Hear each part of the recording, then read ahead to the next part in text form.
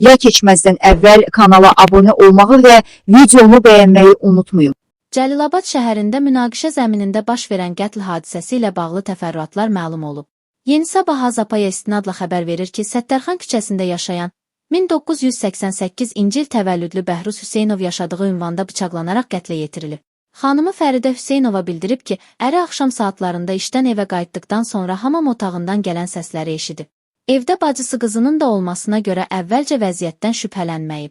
Lakin hamamın qapısını açdıqda orada bacısı ilə birlikdə yad bir şəxsi Göytəpə şəhər sakini 2006-cı il təvəllüdlü Orxan Əkbərovu görüb. Aralarında yaranan mübahisə zamanı Orxan Əkbərov cibindən çıxardığı bıçaqla Bəhruz Hüseynovun ürək nahiyəsinə bir zərbə endirib. İkinci zərbəyə isə mərhumun həyat yoldaşı mane olub. Bundan sonra Orxan Əkbərov hadisə yerindən qaçaraq gizlənib. Ağır yaralanan Bəhruz Hüseynov dərhal Cəlilabad rayon mərkəzi xəstəxanasına çatdırılıb, həkimlərin səylərinə baxmayaraq onun həyatını xilas etmək mümkün olmayıb. Cinayəti törətməkdə şübhəli bilinən Orxan Əkbərov saxlanılıb. Hazırda faktla bağlı araşdırmalar davam etdirilir. Mərhum avtomobil ustası kimi fəaliyyət göstərirdi və ailəli idi. Bəhruz Hüseynov artıq doğulduğu rayonda dəfn olunub. Onun 2 övladı var.